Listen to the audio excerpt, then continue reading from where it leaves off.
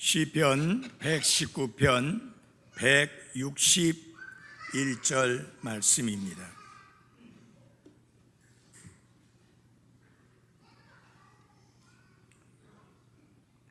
통치자들이 까닭 없이 나를 핍박하였으나 내 마음은 주의 말씀의 두려움 가운데 서 있나이다. 많은 노량물을 얻는 사람같이 내가 주의 말씀을 듣고 기뻐하나이다. 내가 거짓말은 미워하고 몹시 싫어하나 주의 법은 사랑하나이다. 주의 의로운 판단들로 인하여 내가 하루에 7번 주를 찬양하나이다. 주의 법을 사랑하는 자들에게는 큰 평안이 있나니 아무것도 그들을 실족하게 하지 못하리이다. 주여, 내가 주의 구원을 바라며 주의 명령들을 행하였나이다. 내 혼이 주의 증언들을 지켜 싸우며 내가 그것들을 지극히 사랑하나이다. 168절 함께 같이 읽겠습니다. 시작. 내 모든 길이 주 앞에 있으므로 내가 주의 훈계들과 주의 증언들을 지켰나이다. 아멘. 하나님 아버지, 하나님의 구원의 은혜와 매일의 삶에 베풀어 주시는 하나님의 긍휼과 사랑을 인해 감사를 드립니다. 우리의 기도를 들어주시고 응답해 주시는 하나님께 감사드립니다. 하나님 아버지, 특별히 기도합니다. 몸이 힘들게 아프고 또 쉽게 낫지 아니함으로 인하여 어려움을 겪고 있는 지체들을 하나님 기억해 주시고 능력 많으신 주님의 손길로 치유하사 나음을 입을 수 있게 해 주옵소서. 우리의 소원과 기도를 들어주시는 아버지 하나님, 특별히 개인적으로 기도하고 있는 여러 가지 기도의 제목들이 있을 터인데 하나님이 기억해 주시고 그 기도에 응답하심으로 말미암아 하나님께 더욱 감사할 수 있게 하옵소서. 아버지 하나님, 우리의 삶이 우리가 원하는 대로 모든 일들이 순조롭게 잘 풀리지 않을 수도 있고 내 삶에 많은 시련과 고통과 아픔이 있을 수 있지만 하나님 아버지, 참으로 그 환경과 사람들의 희생자가 되지 않게 해주시고 승리자가 되어서 승리의 나팔 소리를 울려 퍼지게 하옵소서. 예수님 이름으로 기도했습니다. 아멘. 앉아주시기 바랍니다.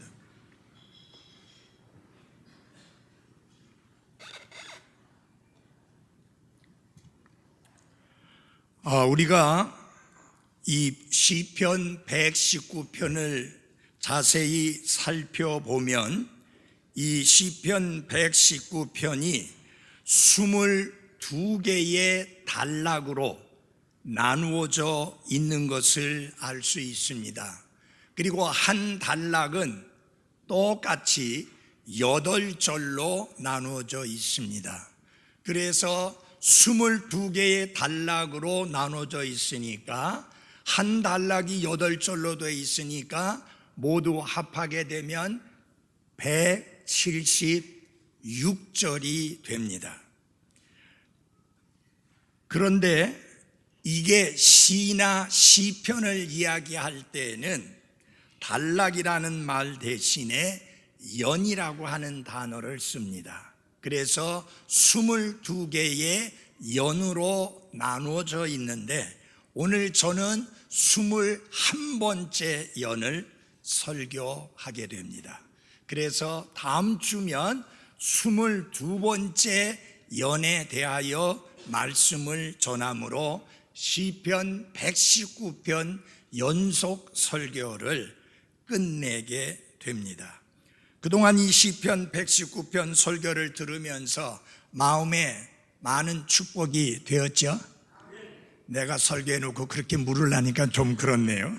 근데 하나님의 말씀이니까 그건 당연한 것입니다.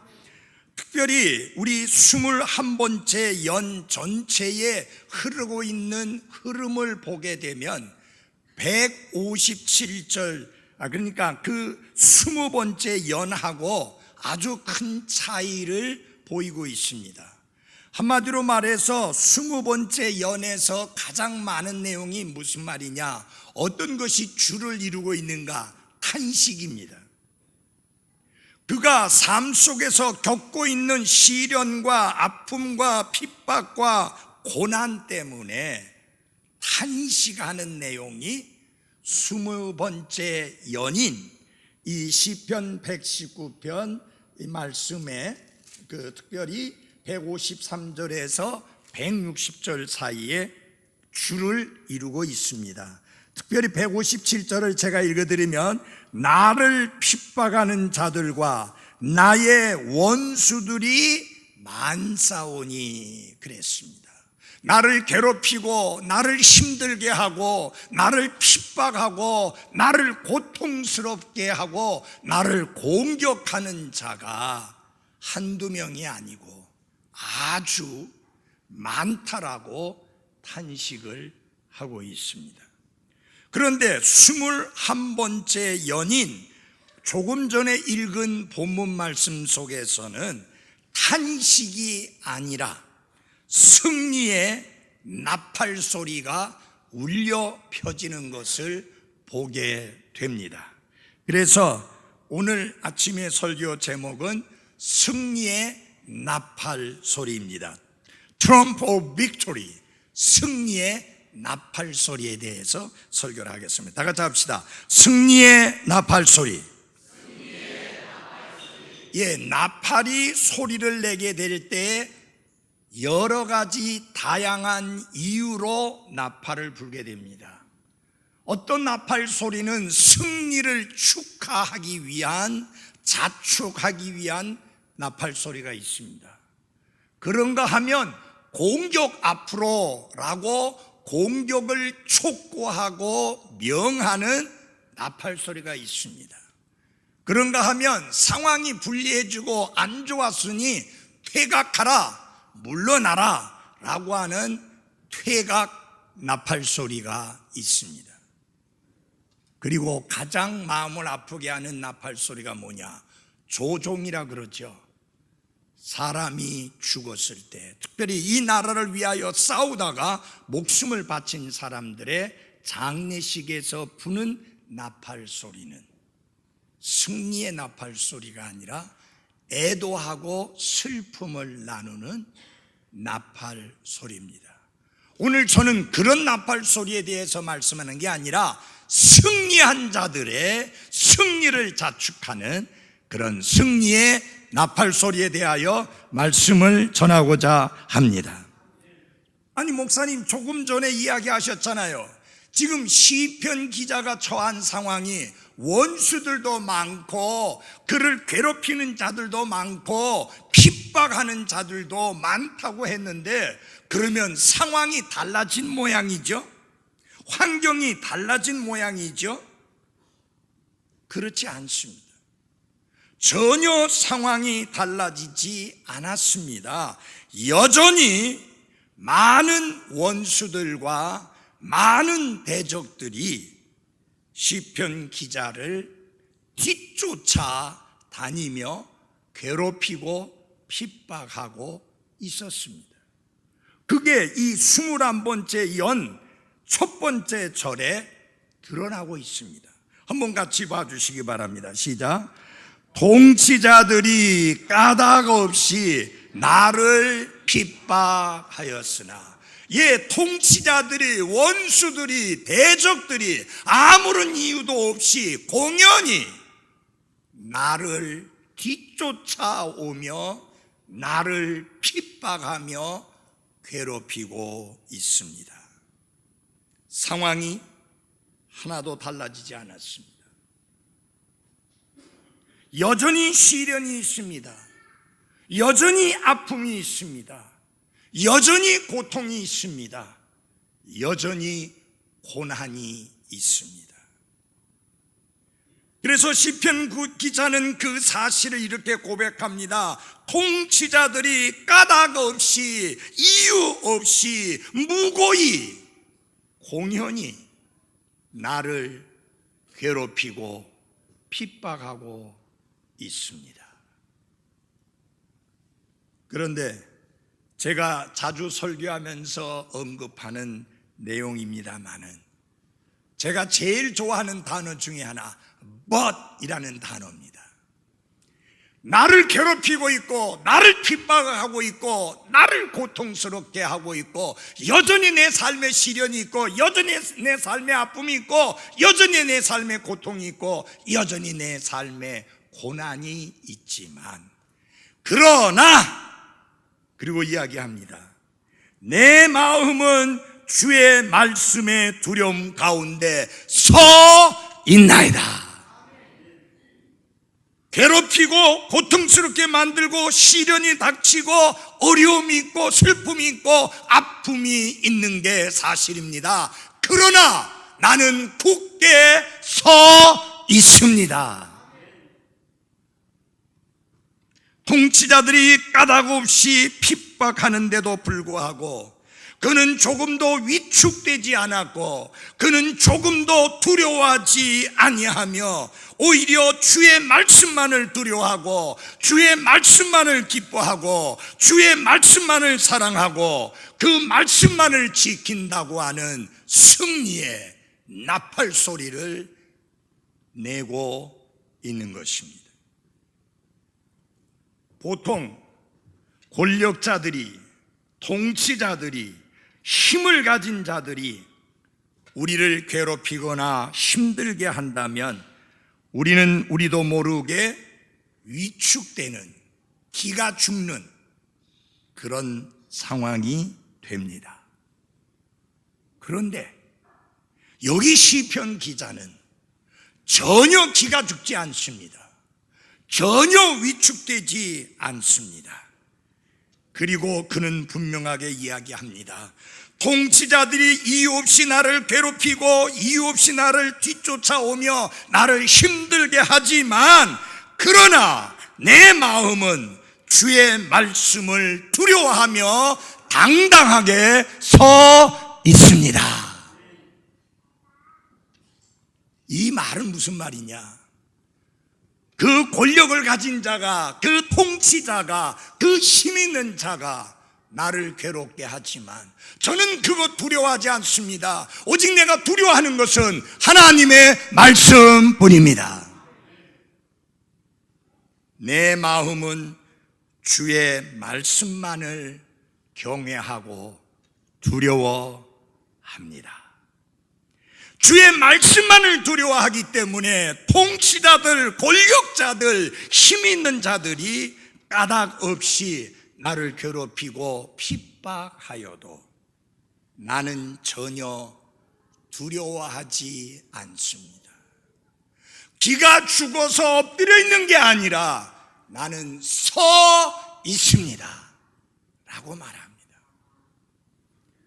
사랑하는 그리스도인 여러분, 시련이 있고 아픔이 있고 고통이 있고 슬픔이 있고 어려움이 연속되고 있지만 하나님이 은혜로 우리를 도우셔서 그의 긍휼을 힘입어서 우리 모두가 저는 전혀 그런 것을 두려워하지 않습니다.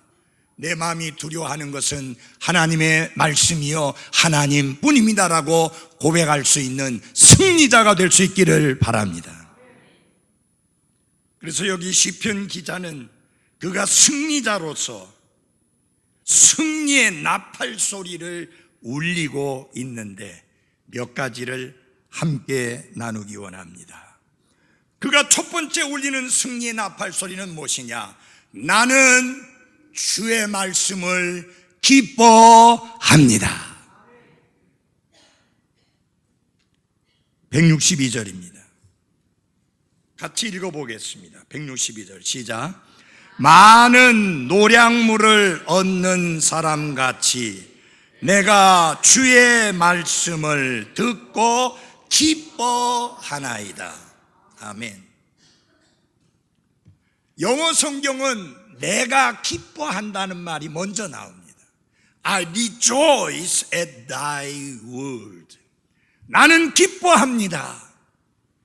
시편 기자여, 당신이 기뻐하는 이유가 뭡니까? 환경이 좀 좋아졌습니까? 상황이 좀 나아졌습니까? 형편이 좀 좋아졌습니까? 이제 더 이상 원수들이 대적하고 괴롭히지 않습니까? 가족이 모두 건강합니까? 하는 일이 잘 풀립니까? 모든 일이 형통합니까? 그래서 기뻐합니까? 그렇게 묻습니다. 그때 시편 기자는 아니요, 환경은 달라진 것도 없습니다. 상황도 달라진 것도 없습니다. 내가 처한 형편도 달라진 것도 없습니다. 그러나 내가 기뻐하는 이유가 있습니다. 주의 말씀 때문입니다. 나는 주의 말씀을 기뻐합니다.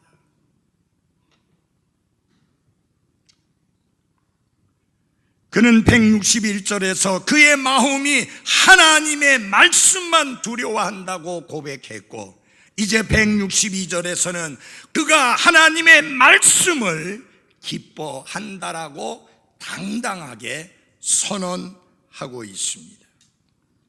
여러분, 우리가 하나님의 말씀에 대하여 더 많은 경외심을 가지면 가질수록 하나님의 말씀 속에서 더 많은 기쁨을 얻을 수 있습니다.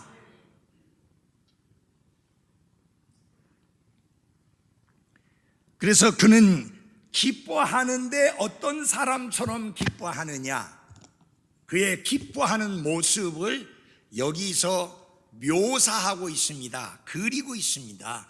어떤 사람처럼 내가 기뻐하는가? 한번 같이 첫 부분을 봐주십시오. 119편 162절 제가 읽어드리겠습니다. 많은 노량물을 얻는 사람같이 내가 기뻐한다. 많은 전리품을 들고 나오는 자들이 기뻐하는 것처럼 나는 주의 말씀을 기뻐합니다. 여러분, 여기에서 노량물은 전리품을 말합니다. 여러분, 전리품을 그가 얻었다고 하는 것은 무엇을 의미하느냐? 전쟁에 승리했음을 의미합니다. 원수들을 물리치고 승리했음을 의미합니다. 그래서 마치 내가 전쟁해서 그 전쟁을 이기고 많은 전리품을 가지고 돌아오는 용사들처럼 나는 하나님의 말씀을 그렇게 기뻐합니다. 사랑하는 그리스도인 여러분, 하나님의 말씀을 기뻐하는 나와 여러분이 되기를 바랍니다. 우리가 구원받기 전에 우리를 지배하고 있었던 생각이 있었습니다. 그건 무엇이냐? 실패자라고 하는 생각입니다. 패배자라고 하는 생각입니다. 지금도 이 세상은 우리가 구원받고 그리스도 안에서 새로운 창조물이 되고 변화되었지만 여전히 우리를 별 볼 일이 없는 사람처럼 무시합니다.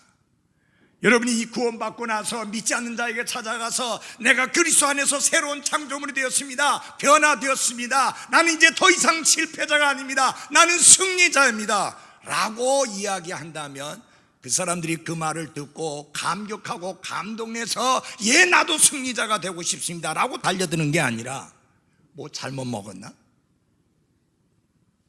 내가 보기에는 하나도 달라진 게 없는데, 역시 별 볼 일 없는 사람인데, 세상은, 믿지 않는 자들은 그렇게 이야기하고 그런 반응을 보일 것입니다. 그러나 이렇게 불신자들한 세상의 반응과 상관없이 우리는 더 이상 희생자가 아니라 승리자라는 사실을 잊지 마십시오. 우리는 희생자, 환경과 사람과 내가 처한 형편의 희생자 빅팀이 아니라 예수 그리스도로 말미암아 모든 것을 이기고 승리하는 승리자라는 사실을 명심하고 살아가시기 바랍니다. 우리 주 예수 그리스도를 통하여 우리에게 이김을 주시는, 승리를 주시는 하나님께 감사하노라. 여러분, 우리는 죽음의 공포를 이기는 승리를 누리고 있는 사람들입니다. 고난과 아픔과 시련 속에서도 오히려 기뻐하는 승리를 누리는 승리자가 구원받은 그리스도인이라는 사실을 잊지 마십시오. 세상은 우습게 볼지 모르지만 여러분은 그리스도 안에서 대단한 사람이라는 자부심과 긍지와 확신을 가지고 살아가시기 바랍니다. 절대로 기죽지 마십시오. 가난하기 때문에, 건강이 별로 안 좋기 때문에, 내 삶에 시련과 아픔이 있기 때문에 기죽지 마십시오. 여러분은 희생자가 아니요 승리자이기 때문입니다. 중요한 게 이게 아니겠습니까? 핍박하고 괴롭히고 고통을 가하고 있지만 나는 그 상황 속에서 흔들리지 아니하고 하나님의 말씀을 기뻐합니다. 이게 승리자의 나팔소리가 아니고 뭐겠습니까? 사랑하는 그리스도인 여러분, 여기 시편 기자처럼 하나님의 말씀은 나의 기쁨입니다라고 고백하며 살아가는 하루하루의 삶이 되기를 바랍니다. 성경을 억지로 읽지 마시고 기쁨을 가지고 하나님이 내게 말씀하시는 것을 감사하면서 성경을 읽는 한 분 한 분들이 되기를 바랍니다. 여러분, 하나님의 말씀은 우리에게 뭐가 돼야 된다고요? 큰 소리로 뭐요? 기쁨이 돼야 한다. 시편 기자는 전쟁의 승리에서 전리품을 거둬 오는 사람들이 기뻐하는 것처럼 나는 하나님의 말씀을 기뻐한다 라고 했습니다. 두 번째로 그는 두 번째 승리의 나팔을 울립니다. 나는 주의 말씀을 사랑합니다. 근데 사랑과 미움을 같이 이야기합니다. 우리 한번 같이 보시기 바랍니다. 163절 한번 같이 읽어볼까요? 시작. 내가 거짓말은 미워하고 몹시 싫어하나 주의 법은 사랑하나이다. 두 가지가 나오죠. 미움과 사랑이 나옵니다. 이 미움과 사랑은 우리의 중심이 된 감정들입니다. 이게 우리의 주된 감정들인데 잘 들어주십시오. 미움과 사랑, 사랑과 미움이 제대로 자리를 잡고 있어야 합니다. 우리의 삶 속에. 이게 무슨 말이냐? 사랑과 미움이라는 감정이 있어야 될 자리에, 제자리에 있어야지 이게 뒤바뀌어 버리면 안 된다는 이야기입니다. 무슨 말이냐면 사랑해야 될 것을 사랑하고 미워해야 될 것을 미워해야 하는 것입니다. 그런데요, 구원받기 전에는 이게 뒤바뀌어져 있었어요.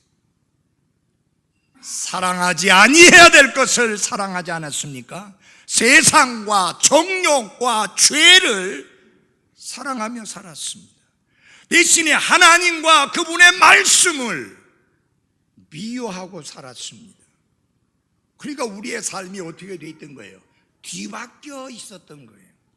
여러분, 아내는 남편을 어떻게 해야 돼요? 아닌 것 같은데. 예, 아내는 남편을 어떻게 해야 돼요? 사랑해야 됩니다. 남편은 아내를 사랑해야 됩니다. 근데 왜 휴대폰에 왼수 이렇게 적혀 있나요?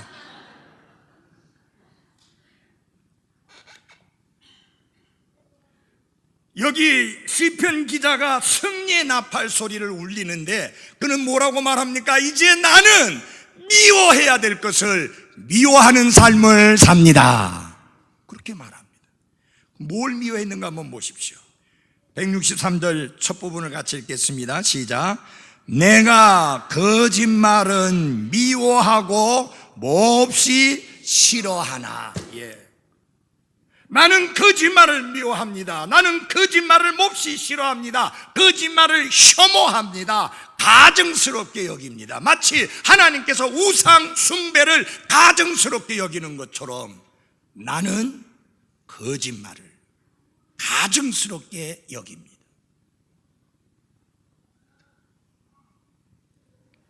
그래서 그는 아주 강한 어조로 내가 거짓말은 미워하고 몹시 싫어한다 라고 선언합니다. 거짓말을 완전히 거절함으로 인하여 거짓말에 대한 멸시와 경멸과 혐오를 드러내고 있습니다. 여러분, 우리 그리스도인들은 기억해야 됩니다. 하얀 거짓말 없습니다. 거짓말은 죄일 뿐입니다. 성경은 그리스도인들에게 이렇게 이야기합니다. 에베소서 4장 25절에서 그런즉 거짓말을 버리고 각 사람이 자기 이웃과 더불어 진리를 말하라. 여러분, 거짓말을 버려라 그랬습니다. 그리고 뭐를 말하라?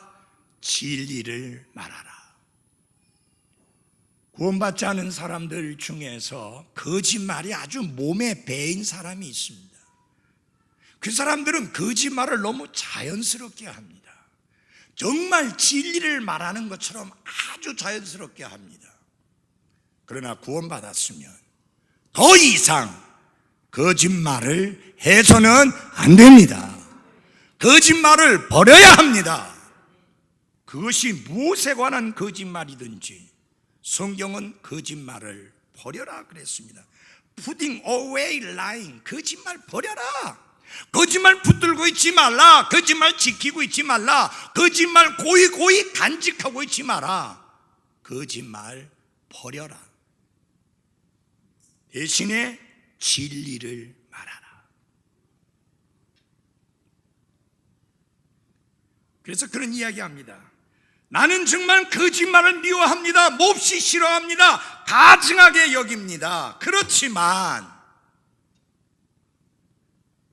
하나님의 말씀은, 그렇지만 주의 법은 뭐 한다고요? 사랑하나이다.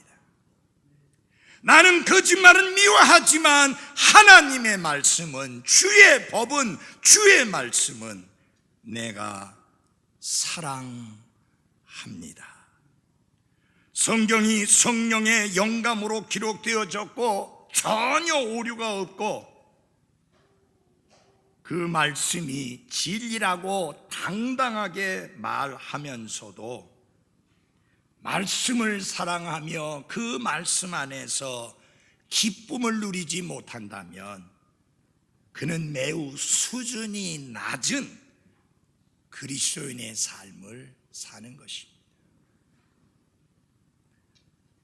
세상과 세상에 있는 것들을 사랑치 말라고 하므로 우리의 사랑이 잘못된 것을 향하지 않도록 분명히 주님은 가르쳐 주셨습니다. 여러분과 저의 사랑이 어디를 향하기를 원하십니까? 하나님의 말씀, 그분의 말씀을 향해야 하는 것입니다. 여러분이 아내를 사랑하는 것보다 더 하나님의 말씀을 사랑해야 됩니다. 남편을 사랑하는 것보다 더 하나님의 말씀을 사랑해야 됩니다. 자식을 사랑하는 것보다 더 하나님의 말씀을 사랑해야 합니다. 그런 고백을 할 수 있는 사람이 이 죄 많은 세상에서 승리의 나팔 소리를 울리며 살아가는 그리스도인인 것입니다. 우리가 전에는 거꾸로 뒤바뀐 삶을 살지 않았습니까? 미워해야 마땅한 것을 사랑했었고 사랑해야 마땅한 것을 미워하는 거꾸로 뒤바뀐 삶을 살았는데 이제 그리스도 안에서 새로운 창조물이 되었으니 이게 다시 제자리로 돌아와야 되지 않겠습니까? 하나님의 말씀을 사랑하고 그 말씀을 기뻐하는 삶이 여러분과 저에게 죽을 때까지 크게 이어지기를 바랍니다. 여기 사랑이라는 단어가 이 8절의 짧은 절수 중에 3번이나 반복되고 있습니다. 그래서 한번 보시기 바랍니다. 163절입니다. 내가 거짓말은 미워하고 몹시 싫어하나, 함께 읽을까요? 시작.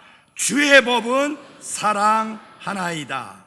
그 다음에 165절에 보면 주의 법을 사랑하는 자들에게는 큰 평안이 있나니.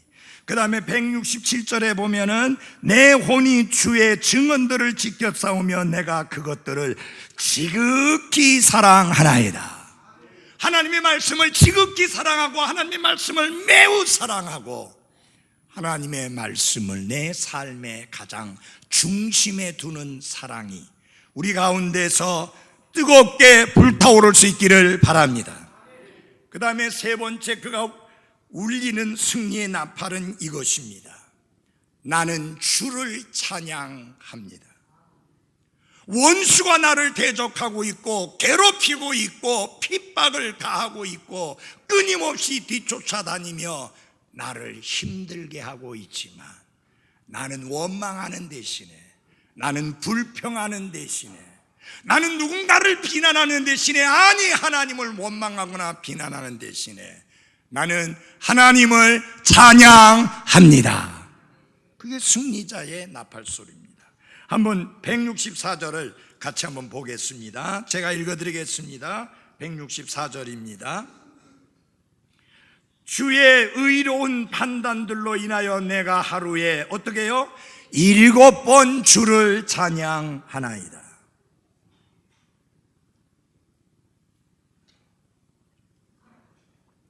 여기 시편 기자는 내가 하루에 7번 주를 찬양한다라고 고백하고 있습니다. 그게 영어 성경에 먼저 나옵니다. 7 times a day do I pray thee. 내가 하루에 7번 주를 찬양합니다. 통치자들이, 권력을 가진 자들이 까닭없이 이유 없이 나를 괴롭히고 나를 핍박하고 상황이 좋아지지 않고 힘들고 어려워진 것은 부정할 수 없는 현실이지만 나는 하나님을 찬양하고 하나님께 경배를 드리는 삶을 사는데 그 무엇도 내 삶에서 하나님을 찬양하는 이 마음을 빼앗아갈 수가 없습니다. 나는 결코 하나님께 찬양을 드리는 그 마음을 버리지 않았습니다. 그래서 내가 하루에 7번 주를 찬양하나이다. 여러분, 이걸 갖다가 시편 기자가 하나님께 찬양 드리고 한 번, 그 다음에 또 찬양 드리고 2번, 이렇게 해서 7번 숫자를 셌다는 게 아니에요. 그런 의미가 아니고요. 내가 하루에 7번 주를 찬양한다는 말은 모든 면에서 하나님께 찬양을 드리는 충만한 삶을 살았다는 것을 시적으로 표현한 거예요. 그래서 시편 55편 17절에 보면 내가 저녁에 찬양하고 아침에 찬양하고 정오에 찬양한다고 했는데 하루에 3번 딱 세서 찬양한다는 말이 아니라 하루 종일 찬양하는 삶을 산다는 뜻입니다. 온종일, all the day long, 온종일 하나님을 찬양한다는 것을 의미하는 말씀입니다. 7은 완전을 의미하는 숫자로서 여기서는 그의 삶이 늘 찬양하는 삶을 살았다고 하는 것을 나타내는 의미입니다. 우리 부르는 찬양 중에 그런 찬송이 있잖아요. 이것은 나의 간증이요, 이것은 나의 뭐예요? 찬송이니 온종일 주를 찬양한다. All the day long, 온종일 주를 찬양하는 삶을 살아가는 것을 말합니다. 여러분, 아무리 우리가 하나님께 찬양을 드려도, 아무리 찬양을 많이 하여도 지나치지 않는 게 찬양이요, 또한 그것은 우리의 마땅한 본분인 것을 잊지 마십시오. 일하면서 찬양하십시오. 길을 걸으면서 찬양하십시오. 운전하면서 찬양하십시오. 어떠한 처지에 있든지 찬양을 드리는 삶을 살아가는 승리자의 외침이 있기를 바랍니다. 그래서 신약 성경 히브리서 13장 15절에 이렇게 말합니다. 그러므로 우리가 그분으로 말미암아 계속해서 찬양의 희생을 하나님께 드리자. 계속해서 찬양의 희생을 하나님께 드리자 그랬습니다.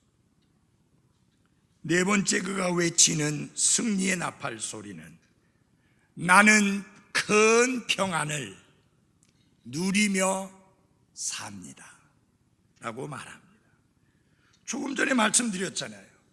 핍박하는 자들이, 권력자들이, 통치자들이 그를 뒤쫓아오며 괴롭히고 핍박을 가하고 고난을 당하게 했지만 나는 그것 때문에 불안해, 떨고 두려워하고 걱정하고 근심하여 사는 게 아니라 나는 큰 평안을 누리며 삽니다 라고 하는 승리의 나팔을 부는 거예요. 한번 보시기 바랍니다. 165절입니다. 165절 같이 읽겠습니다. 시작. 주의 법을 사랑하는 자들에게는 큰 평안이 있나니 아무것도 그들을 실족하게 하지 못하리로다.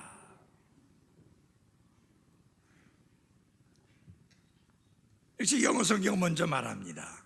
큰 평안이 있다. 누구에게? 주의 법을 사랑하는 자들에게. 주의 말씀을 사랑하는 자들은 주의 말씀을 신뢰하고 그 말씀에 순종하며 살기 때문에 큰 평안을 누리며 삽니다. 사랑하는 여러분, 말씀을 거역하고 말씀을 대적하면 큰 평안을 누리지 못합니다. 말씀과 더불어 싸우지 마십시오. 말씀과 대항해서 싸우지 말고 말씀에 복종하고 말씀에 순종하고 말씀을 따라 사는 한 분 한 분들이 돼야 할 것입니다. 그래야 큰 평안을 누립니다. 우리의 원수인 사탄과 세상과 육신은 수천 가지 방법으로 우리를 넘어뜨리기 위해서 공격을 가하고 있습니다. 교만과 정욕과 탐욕과 안일함과 용서치 않는 마음과 분노와 염려와 온갖 수단을 동원해서 우리가 넘어지도록 모든 노력을 기울이고 있습니다. 정말 공격의 화살이 수도 없이 날라옵니다. 매일매일의 삶에 사탄과 세상과 육신으로부터 엄청난 공격의 화살이 날아오는데 여러분, 그 가운데서도 뭐가 있다고요? 큰 평안이 있다. Great peace. 이 평안은 세상이 줄 수 없는 평안입니다. 이 평안은 세상이 알지 못하는 평안입니다. 하나님께서 주의 법을 사랑하는, 주의 말씀을 사랑하는 자들에게 그런 큰 평안을 주신다 그랬습니다. 잘 들어주십시오. 성공했기 때문에 큰 평안이 있는 게 아닙니다. 아프지 않기 때문에 큰 평안이 있는 게 아닙니다. 시련이 없기 때문에 큰 평안이 있는 게 아닙니다. 그런 것들이 다 있지만 내가 하나님의 말씀을 향한 그 뜨거운 사랑 때문에 하나님께서 그 사랑을 통해서 내게 큰 평안을 주신다 라고 하는 승리의 찬양입니다. 그래서 보면은 아무것도 그들을 실족하게 하지 못하리로다. 그렇습니다. 시련도 유혹도 아픔도 고난도 그 어떤 슬픔도 하나님의 말씀을 사랑하는 자에게는 걸림돌이 되지 못하고 장애물이 되지 못한다고 하는 사실입니다. 사랑하는 여러분, 아기들은요 아주 자그마한 돌, 장애물에도 걸려 어떻게 해요? 넘어집니다. 그들에게는 그 작은 돌이 엄청난 장애물입니다. 근데 어른들에게는 그게 장애물이 아닙니다. 여러분, 우리가 성숙한 그리스도인이 되면 웬만한 것들은 나와 여러분의 삶에 장애물이 안 됩니다. 근데 잘 들어주십시오. 성숙하지 못하고 신앙이 늙어만 가면 연세 많이 드신 분들이 조그마한 장애물도 큰 장애물이 되는 것처럼 그 신앙생활에는 장애물이 너무 많아요. 내 걸려 넘어져요. 그리스도 예수님 안에서 성숙한 그리스도인이 되시고 제발 늙어가는 그리스도인이 되지 말기를 바랍니다. grow old 하지 말고 영적으로 늙어가지 말고 grow up, 성숙해가는 그리스도인들이 돼야 하는 것입니다. 여러분, 오랜 생활, 믿음 생활했다고 해서 그가 성숙하다는 의미는 아닙니다. 말씀을 사랑하고 그 말씀을 따라 살 때만 성숙해지는 것입니다. 그러면서 그는 이렇게 고백합니다. 166절 같이 봐주십시오. 주여, 내가 주의 구원을 바라며 주의 명령들을 행하였나이다. 하나님, 지금 시련이 있습니다. 아픔이 있습니다. 고난이 있습니다. 고통이 있습니다. 핍박이 있습니다. 환난이 있습니다. 나를 괴롭게 하는 것들이 있습니다. 하나님, 저는 이 모든 환경에서 구원받기를 원합니다. 이런 환경에서 벗어날 수 있기를 원합니다. 그것을 바라며 기다립니다. 다시 말하면, 하나님 가시다면 환경을 좀 바꿔주십시오. 가시다면 내가 처해 있는 이 상황을 바꿔주십시오. 저는 그 구원을 바라며 기다립니다. 그것을 바라며 기다리는 동안에 뭐 하느냐? 원망하고 불평하고 비난하고 슬픔에 잠겨 사는 게 아니라 나는 기다리는 동안에 주의 명령들을 수행하며 살겠습니다. 그 뜻이에요. 사랑하는 그리스도인 여러분, 우리의 바람은 결코 우리를 실망시키지 않습니다. 그 바람은 절대로 부끄러움으로 끝나지 아니합니다. 결국 하나님께서 두 가지를 하실 것입니다. 실제로 이 땅에서의 그 시련의 환경에서 건져주셔서 구원해 주실 수 있고요, 그렇지 않으면 주님이 다시 오셔서 더 이상 죄 많은 세상에 살지 아니하도록 채어 올라가게 하심으로 구원해 주실 것입니다. 하나님은 하나님의 때에 그분의 뜻대로 이루어 주실 것인데, 이렇게 하시든 저렇게 하시든 우리는 하나님께 감사드릴 뿐입니다. 사도 바울이 심각하게 아팠습니다. 너무너무 힘들었습니다. 그래서 하나님 앞에 이것 좀 없애달라고 엄청나게 기도했습니다. 여러분, 3번 했다고 그랬는데 아침에 한 번 기도하고 점심 때 한 번 기도하고 저녁에 한 번 기도하고 하나님 고쳐주세요, 낫게주세요, 아멘, 그렇게 3번 했다는 말이 아니에요. 하나님과 씨름하는 기도를 3번이나 진지하게 했습니다. 근데 하나님의 대답은 무엇이었는가? 내 은혜가 내게 족하다. 더 이상 묻지 마, 더 이상 이야기하지 마, 더 이상 기도하지 마. 그러면서 뭐라고 말했느냐? 내 능력이 너의 약함을 통해서 강하게 나타난다. 여러분, 내가 강하니까 주님의 강한 것이 하나도 안 드러나요. 내가 약해져야 돼요. 오해하지 마십시오. 그 말이 병들어야 된다는 말 아닙니다. 우리 모두 내가 얼마나 연약한 존재인가, 얼마나 내가 약한 존재인가, 그것을 알고 늘 겸손히 우리 자신을 낮출 때 주님이 우리 안에서 강하게 되고 크게 되는 것입니다. 여러분, 목사가 너무 커서, 너무 강해서, 너무 대단해서 주님이 보이지 않으면 안 됩니다.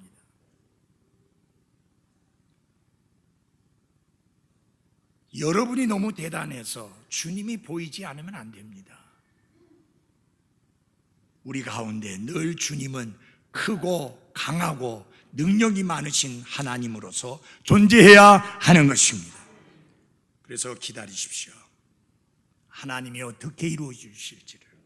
마지막으로 나는 주의 말씀을 지킵니다 라고 말합니다. 167절입니다. 함께 봐주십시오. 내 혼이 주의 증언들을 지켜 싸우며 내가 그것들을 지극히 사랑하나이다. 내가 왜 그 말씀을 지키는가? 왜 내가 주의 말씀을 따라 사는가? 왜 내가 주의 말씀에 순종하는 삶을 사는가? 내가 그 말씀을 지극히 사랑하기 때문이다. 매우 사랑하기 때문이다. 주의 말씀으로 인하여 핍박을 받을 수도 있고 환난을 당할 수도 있고 시련을 겪을 수도 있지만 그럼에도 불구하고 나는 하나님의 말씀을 따라 지키며 살겠습니다.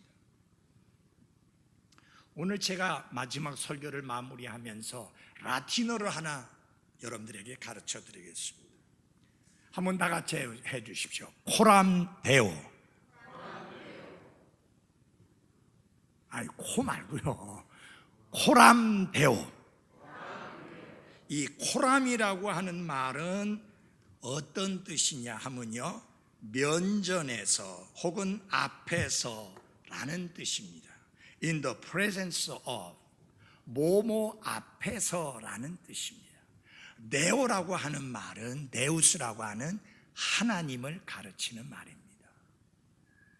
제가 왜 이 단어를 여러분에게 말씀드리느냐, 우리가 매일매일 살아가는 삶이 하나님 앞에서 살아가는 삶이 돼야 합니다. 그 말은 무슨 뜻이냐면 하나님 앞에서 하나님의 권위 아래에서 하나님의 영광을 위해서 살아가는 모습이 되어야 한다 하는 것입니다.